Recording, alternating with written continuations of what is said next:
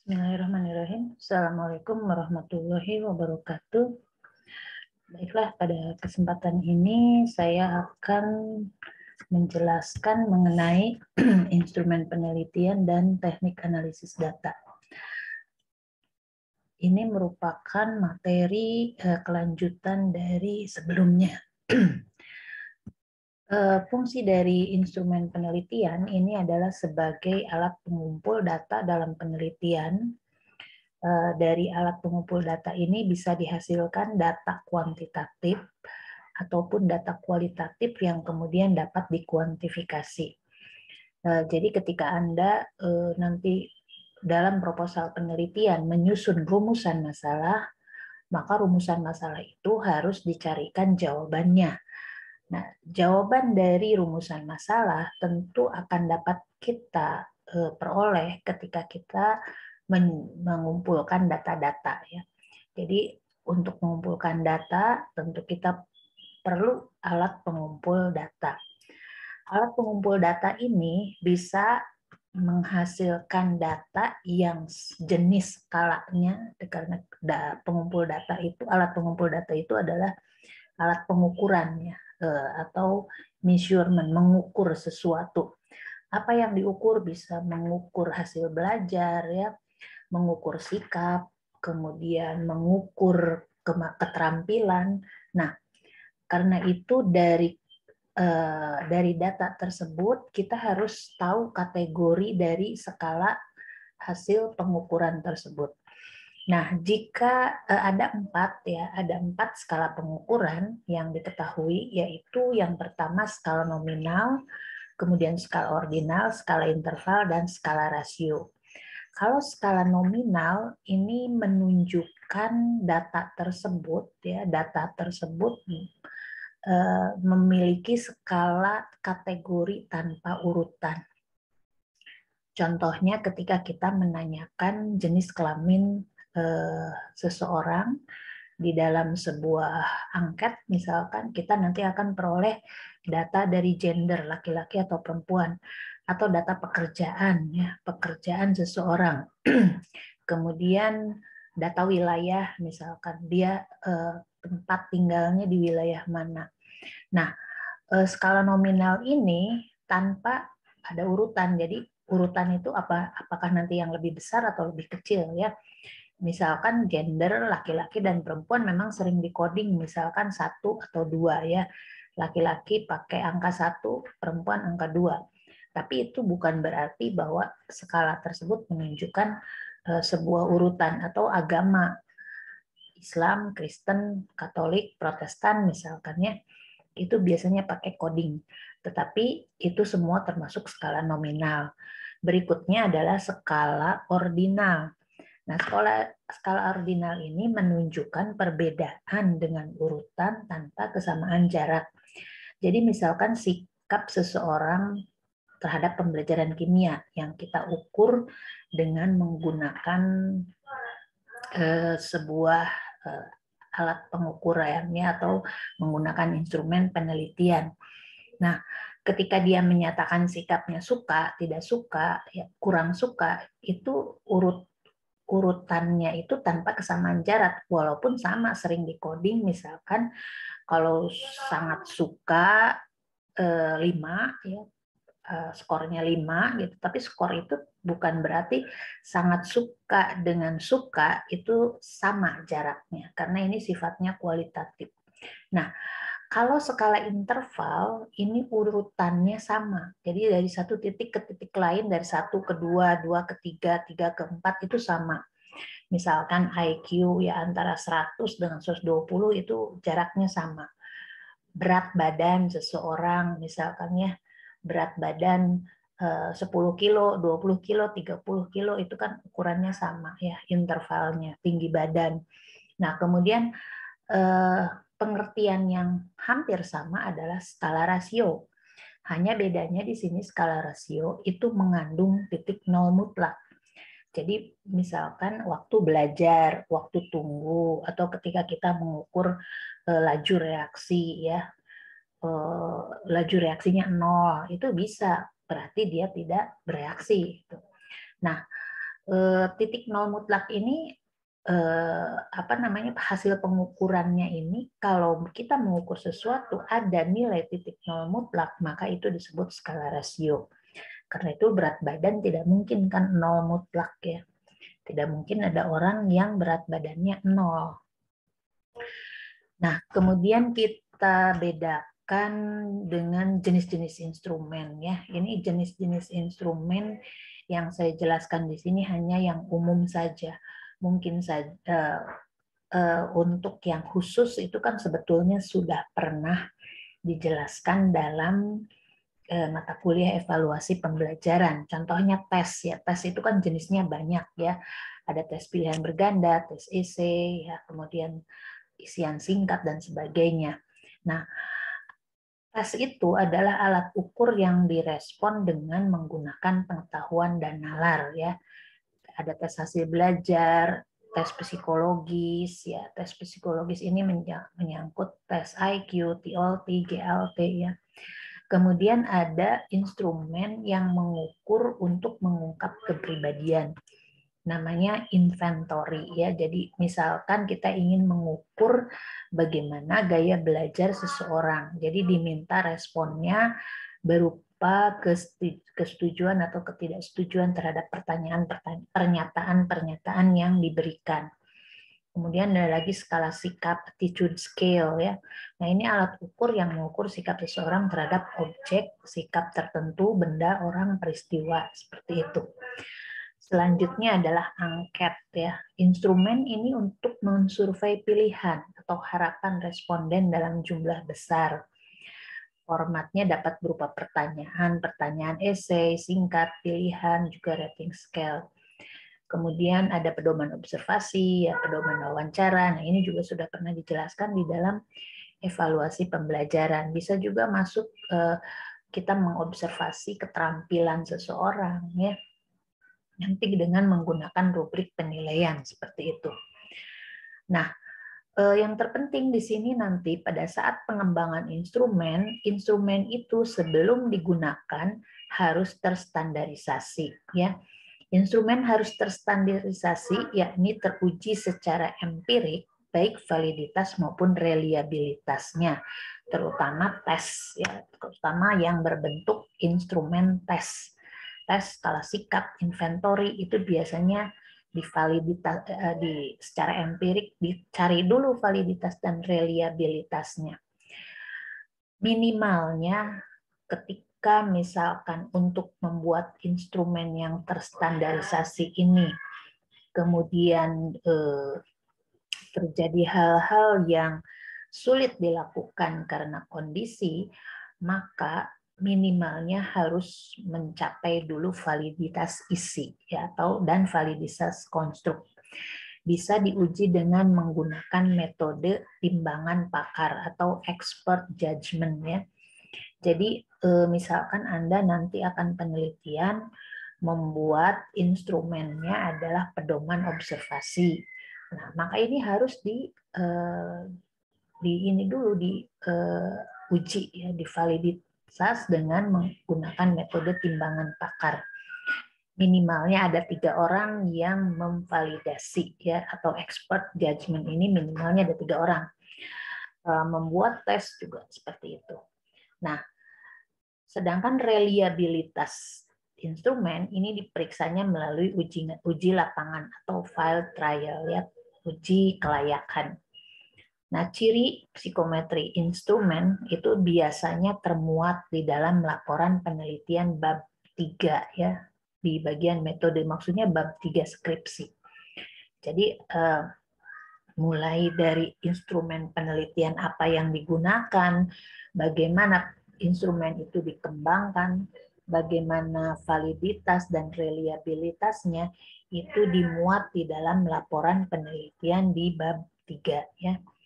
Nah, kita lebih lanjut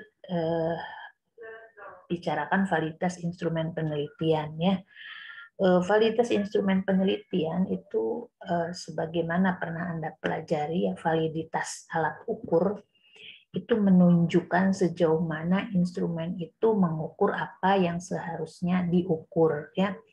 Kalau instrumen tes berupa pilihan berganda atau esai, dia perlu dicari daya pembeda dan tingkat kesukarannya ya Kak, secara empirik.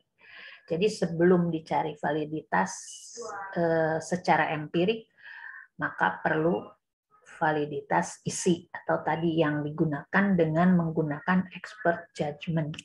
Nah, kenapa instrumen yang digunakan dalam penelitian harus mempunyai validitas tinggi?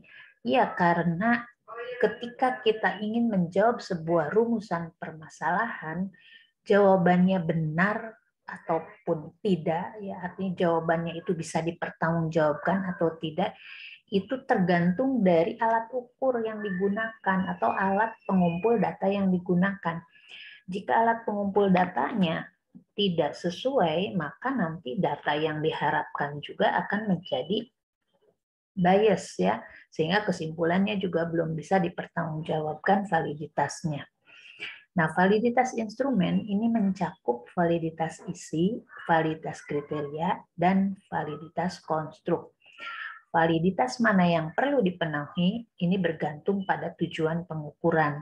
Jadi ketika penelitiannya berupa pengembangan, ya pengembangan yang dikaitkan dengan misalkan pengembangan sebuah media, pengembangan sebuah assessment, ini validitas isi itu sudah standar harus dilakukan ya. Kemudian baru validitas kriteria dan validitas konstruk. Nah, proses penentuan validitas suatu instrumen ini dinamakan validasi. Nah, validitas isi perlu dipenuhi jika instrumen berupa tes yang mengukur hasil belajar dalam suatu ruang lingkup konten materi pembelajaran tertentu ya. Kemudian validitas isi ini dievaluasi melalui pertimbangan pakar, tadi sudah saya jelaskan ya, terhadap kesesuaian butir instrumen dengan lingkup materi yang diukur, dan juga indikator pembelajaran. Jadi kan bisa saja orang misalkan membuat sebuah tes, tesnya ini kalau secara secara instrumennya ketika dicari daya pembedanya, kemudian tingkat kesukarannya baik, yang memenuhi syarat. Namun kalau tanpa melalui validitas isi, tentu saja ini diragukan. Jangan-jangan sebetulnya instrumen tersebut atau butir soal tersebut belum sesuai mengukur apa yang harusnya diukur ya. Jadi itu pertama kali memang harus validitas isi. Kemudian validitas konstruk ini perlu dipenuhi jika instrumen berupa tes yang mengukur konstruk teori tertentu yang mendasari penyusunan tes. Ini contohnya pada tes of logical thinking ya, jadi tes berpikir logis. Kemudian kuesioner misalkan lingkungan belajar konstruktivistik ini mengukur ciri-ciri pembelajaran yang didasarkan pada teori belajar konstruktivis. Nah, selanjutnya reliabilitas. Reliabilitas ini merupakan ukuran seberapa jauh instrumen memberikan informasi yang dapat dipercaya atau tidak mengandung error. Jadi kalau diperlihatkan di dalam gambar ini sebetulnya reliabilitas itu mencakup pada konsistensi hasil pengukuran ya. Jadi yang baik itu adalah ketika hasil pengukuran itu berada di daerah yang tepatnya, both reliable and valid ya. Kalau reliable saja seperti ini tapi tidak valid seperti itu ya. Jadi yang diinginkan adalah validitas dan reliabilitas itu sama ya. Reliabilitas dievaluasi bisa dengan berbagai metode. Ada test retest method, ada split half method, ada internal consistency method ya. Nah, ini bisa dipelajari nanti sebetulnya sudah ada di buku evaluasi, walaupun saya sendiri tidak menjelaskan secara detail, namun perhitungan-perhitungan split half method ini dasar-dasarnya sudah pernah Anda pelajari dalam mata kuliah statistika ya. Jadi dasarnya adalah menggunakan korelasi R ya, Spearman-Brown. Ada korelasi person seperti itu. Berikutnya saya ingin bahas tentang data penelitian. Ya, jadi data penelitian ini diperoleh tadi dari pengukuran, ya, dari instrumen yang kita sudah kembangkan, baik pengukuran dengan menggunakan tes, angket, ataupun observasi. Kita melihat langsung kejadiannya, kemudian kita buatkan kriteria dari apa yang diobservasi, ini tentu akan menghasilkan data, dan ini semua menjadi bahan baku untuk melakukan analisis. Data penelitian kuantitatif itu tentu saja berupa skor atau angka, sedangkan data penelitian kualitatif adalah narasi atau transkripsi dan catatan lapangan. Nah, analisis data dilakukan untuk mentransformasikan data tersebut menjadi informasi dan selanjutnya menjadi pengetahuan. Pada analisis data dilakukan pengorganisasian data dalam kategori-kategori dan meninjau pola relasi. Jadi bagaimana pola hubungan antar kelompok data. Tentu saja pola bagaimana kita mengorganisasikan data, kemudian bagaimana pola hubungan, ini bisa dibantu dengan menggunakan statistik ya. Baik itu statistik deskriptif maupun statistik inferensi. Kalau statistik deskriptif, kita lebih pada penyajian pola data, ya, penyajian nilai rata-rata, berapa persentase dan sebagainya. Sedangkan kalau statistika inferensi, kita melakukan uji hipotesis terhadap data tersebut, ya. Nah, analisis data ini tentu saja memerlukan ketajaman dan rasionalitas penalaran dalam menafsirkan dan memaknai data sehingga pengetahuan baru ditemukan. Untuk analisis data kuantitatif pada saat ini sudah banyak software yang membantu, ya, misalkan ketika Anda ingin uji hipotesis hubungan antar variabel dengan menggunakan korelasi. Itu tentu akan lebih mudah kalau kita dibantu dengan software seperti SPSS atau menggunakan Excel sendiri juga bisa, ya. Jadi Excel kita gunakan untuk menghitung korelasi. Ya, ketimbang nanti kalau pakai kalkulator akan lebih lama, ya. Tapi kalau menggunakan perangkat lunak seperti SPSS itu jauh lebih cepat ketimbang dengan menggunakan Excel. Karena kalau Excel nanti kita harus masukkan operasi hitungnya, masukkan sendiri operasi hitungnya seperti apa, sehingga agak lebih lama ketimbang dengan SPSS. Kalau SPSS tinggal diklik saja. Kemudian dengan menggunakan program aplikasi komputer, analisis data dapat dilakukan dengan mudah, cepat, dan tingkat akurasinya lebih tinggi, ya, tentu daripada cara yang manual biasa. Software komputer untuk analisis data kualitatif juga ada sebetulnya, ya. Ini membantu penelitian dalam pengorganisasian peneliti mengkode data. Tapi sampai saat ini tentu saja software untuk analisis data kualitatif itu masih berbahasa Inggris. Sementara kita kan ketika memasukkan data, ya, datanya bahasa Indonesia. Nah, ini tentu akan sulit kalau menggunakan software komputer.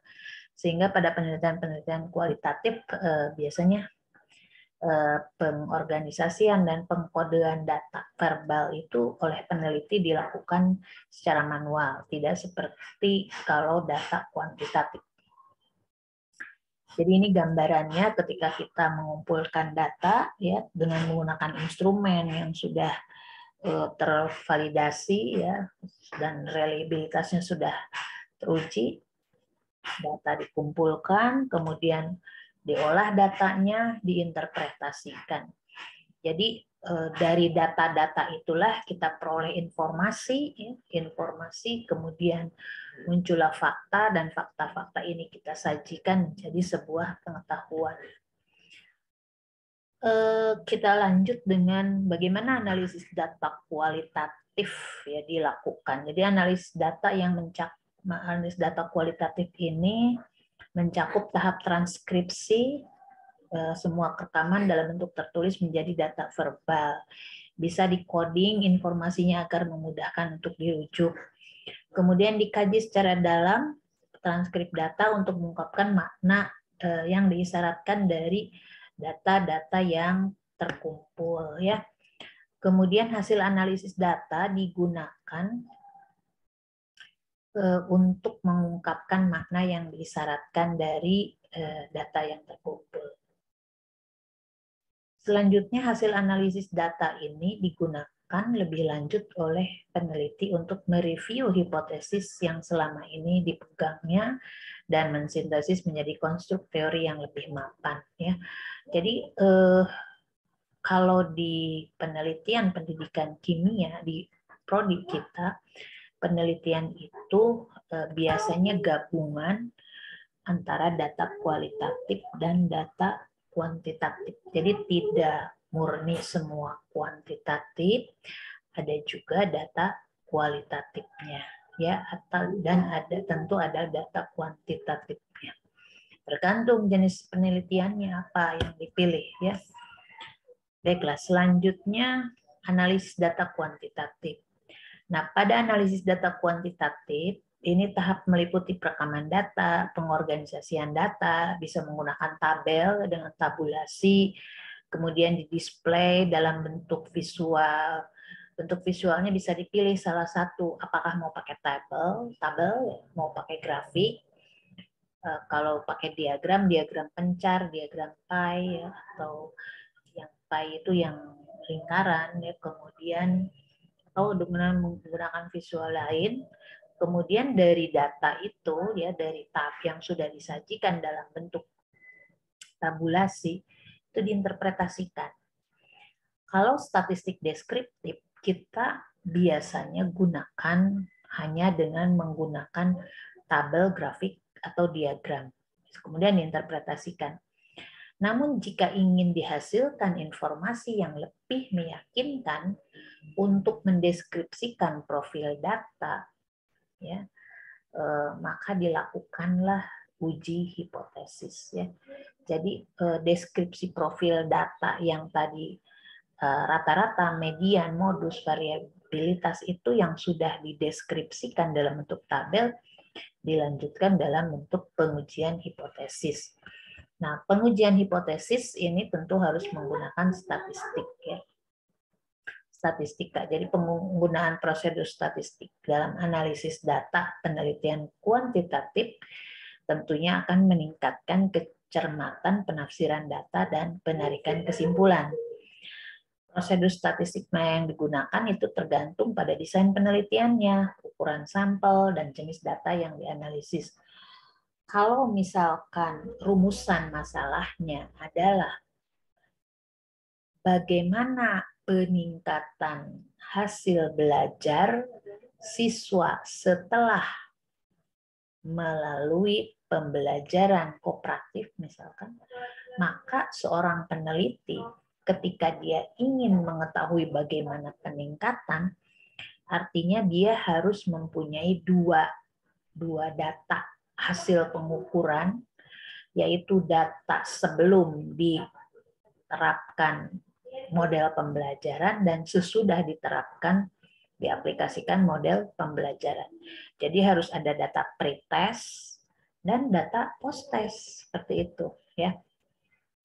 Tetapi kalau rumusan masalahnya hanya menyatakan bagaimana hasil belajar siswa pada pembelajaran kooperatif misalkan, maka peneliti dari rumusan masalahnya sendiri sebetulnya tidak ingin melihat peningkatannya, tetapi dia hanya ingin melihat bagaimana hasil belajarnya pada proses tersebut. Nah, ini tentu tidak perlu diungkapkan dengan menggunakan uji hipotesis, tetapi cukup dengan menggunakan statistik deskriptif karena dari rumusan masalah tidak ada yang ingin dibandingkan. Beda dengan tadi bagaimana peningkatan, berarti ingin membandingkan sebelum dan sesudah. Tapi kalau bagaimana langsung hasil belajar, nah tidak ada yang dibandingkan. Sama juga dengan bagaimana perbedaan hasil belajar menggunakan metode A dibandingkan dengan metode B. Nah, bagaimana perbedaan? Kalau sudah ada kata perbedaan, berarti di sini ada uji hipotesis terkait dengan perbedaan atau komparatif. Nah, karena itu statistik inferensial diperlukan bila mana peneliti melakukan kajian terhadap variabel ganda. Variabel gandanya itu menghubungkan antara variabel bebas dengan variabel terikat, misalkan seperti itu ya. Tapi kan ada yang tidak menghubungkan, tetapi dia hanya akan mendeskripsikan. Gitu. Nah, kalau ingin melihat hubungan A dan B, ya, maka menggunakan korelasional, membandingkan pakai komparatif dan atau melihat hubungan kausal sebab akibat ya. Nah, kita kembali ke sini ke statistik deskriptif. Jadi kalau statistik deskriptif sendiri itu hanya berhubungan dengan pengumpulan, peringkasan, penyajian data, rangkuman data pada penelitian dengan variabel tunggal. Jadi variabelnya variabel tunggal. Kemudian data yang diperoleh umumnya masih mentah, acak, dan tidak terorganisir dengan baik. Nah, karena itulah perlu diringkas dengan baik, disajikan dalam bentuk tabel atau grafik. Kemudian data mentah yang telah diolah, data mentah yang sudah diperoleh tersebut diolah dengan menghitung kecenderungan pusat dan variabilitasnya disajikan dalam bentuk tabel atau grafik ya. Misalkan berapa rata-ratanya, berapa nilai rata-rata kelompok atas, berapa nilai rata-rata kelompok bawah. Kemudian atau dibuatkan dalam bentuk grafik. Nah, terkait dengan tadi bagaimana kita mengukur perbedaan sebelum dan sesudah belajar, ada sebuah cara statistik deskriptif yang simple, yaitu dengan mencari gen, gen dan n-gen.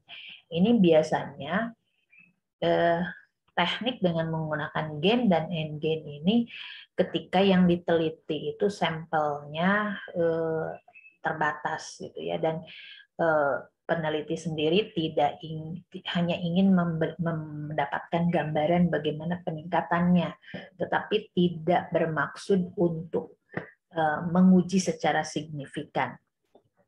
Kalau ingin menguji secara signifikan bagaimana perbedaannya, maka tentu harus dilanjut dengan uji T, ya. Uji T, student T. Nah, apa itu gain? Gain ini merupakan ukuran yang dapat digunakan untuk mengetahui berapa perbedaan hasil belajar sebelum dilakukan suatu perlakuan tertentu dan sesudahnya. Gainnya sendiri gampang ya, tinggal dihitung dari nilai post-test dikurangi nilai pre-test. Nah, tapi kalau gain ini karena dikhawatirkan bias, maka dibuatlah gain ternormalisasi. Jadi supaya kita dapat menafsirkan apakah perbedaan hasil belajarnya itu tafsirannya tinggi, sedang, dan rendah ya. Jadi digunakanlah nilai n-gain ya. Nah, nilai n-gain ini digunakan untuk tujuan menghilangkan pengaruh faktor tebakan atau guessing dan pencapaian nilai tertinggi atau ceiling effect sehingga terhindar dari kesimpulan yang bias. Rumusnya adalah n-gain sama dengan skor post-test dikurangi skor pre-test, kemudian dibagi dengan skor maksimum dikurangi skor pre-test. Ya, jadi nanti rata bisa dihitung per individu bagaimana n-gain-nya, atau bisa dihitung berdasarkan kelompok, ya, kelompok kelas kategori kelompok ya. Jadi ada kelompok tinggi, kelompok sedang, kelompok rendah, misalkan siswa yang termasuk kelompok tinggi, kelompok sedang, dan kelompok rendah. Nah, tafsiran n-gain ini menurut Heck, ya, ini orang yang pertama kali mengemukakan teknik gain ini. Jadi kalau n-gain-nya lebih besar atau sama dengan 0,7, maka dikatakan bahwa perbedaan hasil belajarnya tinggi. Jadi kalau kita melakukan suatu perlakuan terhadap siswa menggunakan model pembelajaran tertentu, ketika nilainya di atas 0,7, maka dikatakan. Kemudian kalau antara 0,7 sampai 0,3, ini sama dengan ya atau sama dengan 0,3 itu sedang. Kalau kurang dari 0,3 rendah, berarti pengaruh perlakuan tersebut terhadap hasil belajar itu rendah. Nah, tentu saja signifikasi dengan menggunakan n-gain itu tidak ada signifikasi dengan menggunakan n-gain. Kalau ingin mengetahui signifikasi ya, dari penelitian tentu harus dengan menggunakan statistik inferensi. Nah, biasanya peneliti perlu menetapkan dulu taraf signifikasi penelitiannya. Alfanya yaitu antara 0,05 atau 0,01. Jadi makin kecil taraf signifikasi, tentu saja makin teliti kesimpulan penelitian. Coba Anda baca kembali pelajaran statistik ya, apa itu signifikasi ya, taraf signifikasi. Nah, umumnya dalam penelitian pendidikan alfanya cukup diambil 0,05 ya, karena berhubung banyaknya potensi bias sebagai akibat dari kesalahan pengukuran dan kemungkinan bekerjanya variabel-variabel luar sekalipun peneliti berupaya mengontrolnya ya, karena ini kan terkait dengan manusia. Tetapi kalau penelitiannya penelitian kimia, biasanya taraf signifikasi penelitian yang sains murni itu akan mengambil taraf ketelitian yang lebih tinggi, yaitu hanya toleransi 0,01 ya, atau cuma 1% saja. Jadi kalau penelitian pendidikan biasanya ngambil 5%, artinya 5% error. Nah, ada dua metode, yaitu parametrik dan non-parametrik ya.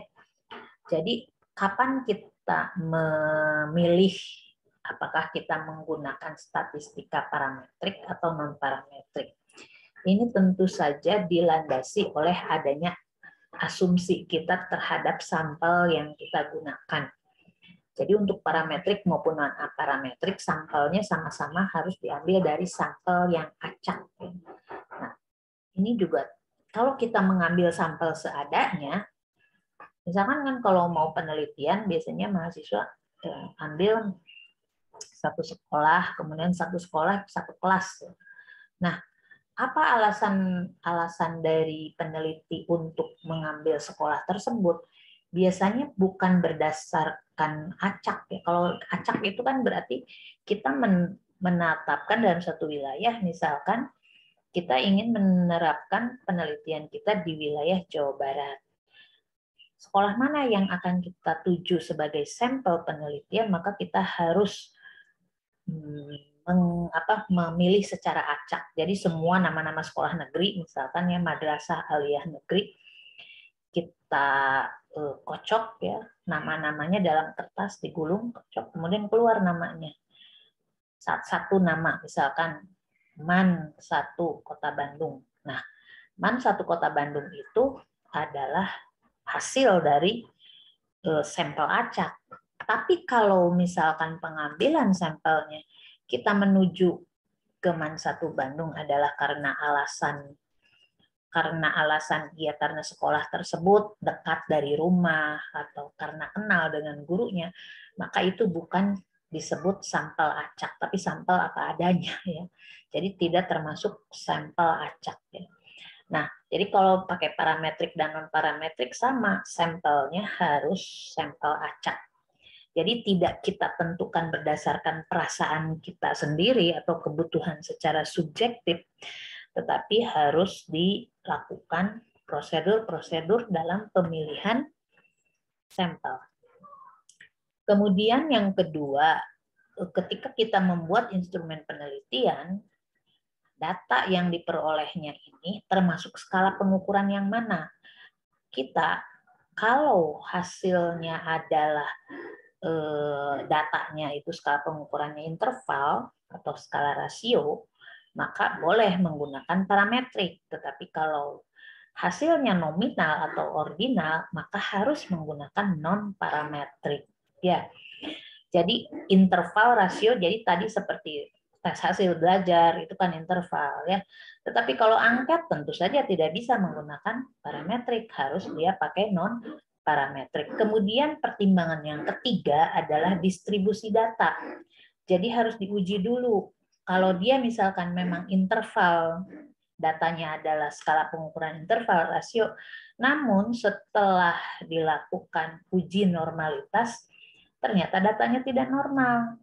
Nah, kalau ternyata datanya tidak normal, dia tidak bisa diperlakukan sebagai dengan menggunakan statistik parametrik, maka harus masuk ke statistik non parametrik seperti itu ya. Jadi walaupun itu adalah data yang kita peroleh adalah data tes hasil belajar. Kalau distribusinya tidak normal, maka dia masuk ke non parametrik. Apa sih arti dari distribusi normal? Jadi ada uji distribusi normal itu ada yang disebut dengan chi-square atau uji Lilliefors ya. Biasanya menggunakan chi-square. Chi kuadrat ya, disebut chi kuadrat. Nah, jika normal berarti sampel yang kita ukur ini berada di daerah kurva normal ini. Tapi kalau misalkan kurvanya ini miring ke kiri, artinya tidak normal, miring ke kanan nih kalau di sini. Jadi lebih cenderung kalau miring ke kanan berarti lebih banyak yang baik ketimbang yang jelek. Ini minus ke sini. Nah, artinya tidak normal, berarti miring ke kanan. Artinya rata-rata kelompok tersebut, sampel tersebut, prestasinya cenderung semua tinggi. Kalau distribusinya kalau kurvanya miring ke ini ya, maksudnya miring ini yang bulatan ini, miring ke sebelah sini, jadi dia lebih ke arah minus, maka cenderung kelompok tersebut nilainya di bawah rata-rata. Yang normal itu di dalam sebuah kelas itu ada yang di tengah ini, ya, yang di tengah ini adalah yang nilai rata-rata, ya, nilai rata-ratanya sekian, ada 34%, 34%. Ini kalau pakai nilai ABC kan seperti itu ya. Nah, yang bagus itu biasanya sedikit, ya, normal berarti. Yang jeleknya juga sedikit di sini. Jadi ini namanya kurva distribusi normal. Yang normal adalah seperti ini. Karena itu kalau tidak normal, menceng ke kiri atau menceng ke kanan, maka harus dilakukan statistiknya non parametrik. Nah, kita lanjut pilihan mana statistik yang akan kita gunakan. Jadi statistik regresi dapat dipakai dalam studi korelasional. Karena keterbatasan statistik, maka peneliti umumnya mengasumsikan model hubungannya linier, ya, sehingga dapat diterapkan bersamaan regresi linier. Namun ada juga yang mensyaratkan harus diuji dulu linearitas data, ya, sebelum menerapkan persamaan regresi linier. Kemudian dalam penelitian-penelitian kuasi eksperimen, biasanya peneliti menggunakan statistik perbedaan rata-rata untuk meninjau dampak intervensi perlakuan. Misalnya menguji hipotesis, apakah terjadi peningkatan hasil belajar setelah diterapkan suatu model pembelajaran. Nah, karena itu nanti seperti yang tadi saya dijelaskan, data hasil pretest dan post-test dibandingkan. Nah, jika kondisi variansi populasinya tidak diketahui dan ukuran sampelnya kecil, maka statistiknya yang digunakan adalah uji T, ya. Jadi sebut t-test. Nah, ini yang paling sering digunakan adalah uji T, karena uji T ini biasanya ukuran dari satu kelas itu di bawah 40 orang, ya, sehingga disebut sebagai ukuran sampel yang kecil. Nah, jika eksperimen melibatkan lebih dari 2 kelompok sampel, maka dilakukan perbandingan lebih dari 2 rata-rata sekaligus. Maka yang statistik yang dipakai adalah analisis variansi atau ANOVA. Jadi ini misalkan pada kuasi eksperimen, ya, desain eksperimen yang menggunakan kelompok kontrol dan kelompok eksperimen, ya. Jadi ada 2 kelompok sampel. Ada yang mendapatkan perlakuan, ada yang tidak mendapatkan perlakuan. Nah, untuk mengetahui apa perbedaan antara hasil belajar yang mendapat perlakuan dengan yang tidak mendapat perlakuan, maka biasanya dilakukan analisis variansi atau ANOVA, ya. Jadi ini sebagai ringkasan tadi, datanya berpasangan ataukah tidak berpasangan tadi sampelnya. Kalau tidak berpasangan, bisa parametrik atau non parametrik. Nah, parametrik itu kalau tadi dipenuhi dulu asumsi-asumsi parametriknya. Maka di sini menggunakan t-test tak berpasangan. Sedangkan kalau non parametrik nanti akan menggunakan testman you with me ya. Jadi oh ya, saya harusnya dari sini ya tadi. Jadi kalau kita mencari perbandingankah atau hubungan? Kalau mencari perbandingan, datanya berpasangan ataukah tidak berpasangan? Kalau tidak berpasangan, masuk ke sini. Kalau berpasangan, ini ya. Jadi kalau yang berpasangan, yang tadi maksudnya berpasangan itu adalah yang menggunakan kelompok kontrol dan kelompok eksperimen. Kalau ini tidak menggunakan kelompok kontrol ya. Jadi hanya kelompok eksperimen saja ini. Nah, yang parametriknya menggunakan tes T berpasangan atau non parametrik ya, atau tes ANOVA di sini ya, di sini. Nah, ini tes Wilcoxon. Nah, kemudian bandingan atau hubungannya. Oh, ternyata kita mau cari hubungan korelasi dua variabel. Jadi bisa menggunakan korelasi Pearson jika itu parametrik, dan jika datanya non parametrik adalah korelasi Spearman. Jadi parametrik dan non parametrik tadi ingat dari asumsinya. Asumsinya bagaimana pemilihan sampel harus acak. Kemudian dari hasil uji normalitas dia harus di sini ujinya distribusi normal, kalau ke sini adalah tidak berdistribusi normal. Dan yang penting juga adalah dicari jenis skalanya. Skalanya apakah skala interval rasio, kalau di sini interval rasio, kalau di sini skala nominal dan ordinal ya.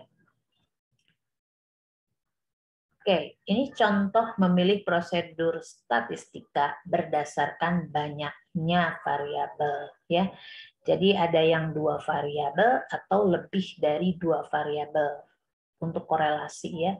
Kalau 2 variabel saja pakai regresi sederhana, kalau 2 variabel lebih dari 2 variabel itu regresi ganda. Contoh 2 variabel misalkan bagaimana hubungan antara nilai tes matematik dengan nilai tes kimia.